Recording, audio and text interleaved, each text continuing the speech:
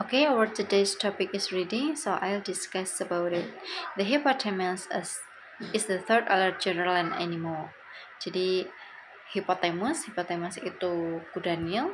Dia adalah hewan ketiga terbesar di darat gitu ya. Smaller only than the elephant and the rhinoceros. Lebih kecil dari gajah dan badak.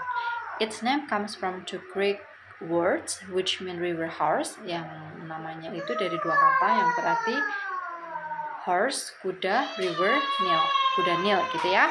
The long name of this animal is often shortened to the easier to handle term hippo. Karena kan namanya tuh kan panjang, nah biar simple ya udah panggilnya hippo aja gitu. The hippo has a natural affinity for the water. Dia tuh ada sifat alami kalau dia tuh suka air. It doesn't float on top of the water. Instead, it can easily walk along the bottom of a body of water. Dia itu tidak mengapung di atas air, tapi dapat dengan mudah berjalan di sepanjang perairan, di sepanjang dasar perairan. The hippo commonly remains underwater for 3 to 5 minutes and has been known to stay under for up to half an hour before coming up for air. Jadi dia itu bisa berada di bawah air selama 3-5 menit dan diketahui bisa bertahan sampai setengah jam sebelum muncul ke udara. In spite of its name, nah terlepas dari namanya, nama dia itu kan kuda, ya kan, kuda Nil. Tetapi the hippo has relatively little in common with the horse. Tapi dia punya kemiripan sama kuda itu cuma dikit. And instead has a number of interesting similarities in common with the whale. Justru malah memiliki kesamaan sama si paus. When a hippo comes up after a stay at the bottom of a lake or river, it releases air through a blowhole. Jadi saat kuda Nil muncul setelah berada di dasar danau atau sungai, ia melepaskan udara melalui lubang sembur gitu. Nah, mirip apa itu? Paus ya. Just like a whale, seperti paus. In addition, the hippo resembles the whale in that they both have thick layers of blubber for protection and they are almost completely hairless. Selain itu, kuda Nil mirip dengan paus karena keduanya memiliki lapisan lemak tebal untuk perlindungan dan hampir tidak berbulu sama sekali. Okay, number 1.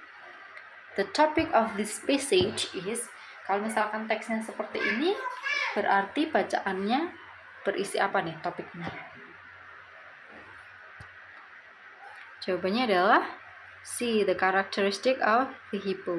Karena dia menceritakan apa aja, dia mampu bertahan 3-5 menit, bahkan lebih lamanya 30 menit. Terus menjelaskan bahwa dia itu punya lemak yang tebal, hampir nggak punya bulu, dia hewan terbesar, ya salah satunya ya dari 3 binatang darat gitu ya. Jadi karakteristik besar dan lain sebagainya gitu ya. It can be inferred from the passage that the rhinoceros is. Dari passage-nya itu kita tahu bahwa badak adalah titik. Bahwa badak itu gimana? D, one of the 2 largest types of land animals. Satu dari 2 hewan terbesar, tipe hewan darat terbesar. Sisanya apa tadi? Hippo sama satunya lagi elephant. Number 3, the possessive it. Nah, di sini ada keyword apa? Line 2. Coba kita lihat di line 2. Di sini ya. Berarti yang its-nya ini. Dari tadi kita itu mendiskus tentang hippopotamus. Berarti its name itu mengacu kepada si hippo itu tadi. Namanya disingkat karena supaya easier, lebih mudah. Berarti jawabannya siapa? Ya, A, hippopotamus. Number 4, it can be inferred from the passage that the hippopotamus is commonly called a hippo because the word hippo is, jadi kita tahu nih hippopotamus itu nama panjangnya, terus disingkat jadi hippo. Kenapa? Karena A, simpler to pronounce. Di sini kan ada keyword easier. Easier itu kan mudah, berarti simple, mudah gitu ya. Okay, number 5. The word for in line 4 is closest in meaning to. Jadi mengambang di sini sinonimnya apa nih? Apakah A, sink, menggali, drift, melayang, atau eat, makan, flat, penutup? Berarti jawabannya adalah B, drift, melayang. Sama ya, mengambang sama melayang ya. Okay, number 6. According to the passage, what is the maximum time that hippos have been known to stay underwater? Coba dicari dulu keywordnya. Di sini ada kata underwater. Dia mampu bertahan tuh seberapa lama sih? Nah, di sini underwater. Berarti kita baca aja secara keseluruhan satu kalimat. Nah, hati-hati. Jangan sampai kita jawabnya 5 minutes. Kenapa? Karena dia itu memang mampu bertahan 5 menit ya kan. Tapi kan 3 sampai 5 menit itu kategori minimal. Nah, sedangkan di sini ada keyword lain yaitu maximum. Berarti jawabannya adalah half an hour. Setengah jam. Setengah jam itu sinonimnya berapa? 30 minutes. Terkadang di dalam reading memang seperti itu. Kita diminta untuk mencari teksnya gitu ya. Ada di bagian mana. Terus kita mensinonimkannya gitu ya. Nah, dan yang perlu diingat bahwa tuval itu akan selalu urut ya, dari atas. Dari tadi kita selalu dari atas, line kedua, line ketiga ya kan, jadi urut, enak kan. Jadi kita kalau nyari fokus aja tuh, kita tadi dari line ini berarti mungkin habis ini ada di line ke bawahnya gitu, nggak akan acak insya Allah. Kecuali kalau misalkan pertanyaannya kayak topik ya kan, kita harus baca ya paragraf masing-masing di masing-masing paragraf line pertama gitu ya. Tapi kalau selain itu sih insya Allah urut. Atau misalkan kalau misal ditanya not apa yang nggak ada di passage, nah itu sama aja juga kita mencari kesimpulan. Jadi kita baca kalimat pertama atau kalimat terakhir gitu ya, atau kalimat tengahnya. Selain itu insya Allah sih urut. Okay, number 7. The expression has relatively little in common. In line 7 could best be replaced by, kalau misalkan ada kalimat could best be replaced, ini seolah-olah kayak sinonim gitu loh, kayak meaning yang paling closer tuh apa gitu ya. Nah, maksudnya memiliki sedikit kesamaan itu apa? Jadi maksudnya has relatively little in common di line ke-7 ini itu apa sinonimnya? Oh, sorry. Ini ya yang di situ.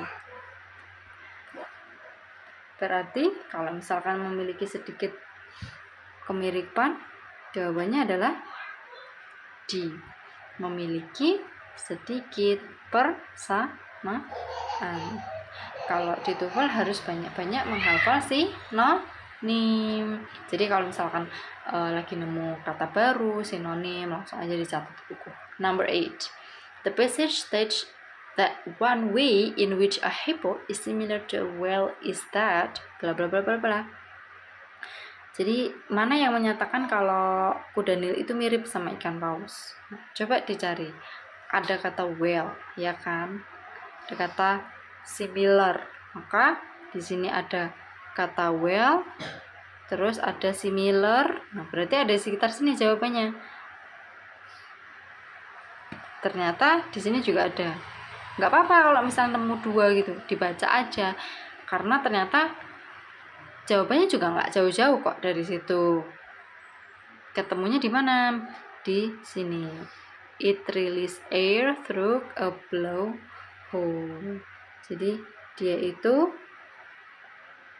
gimana?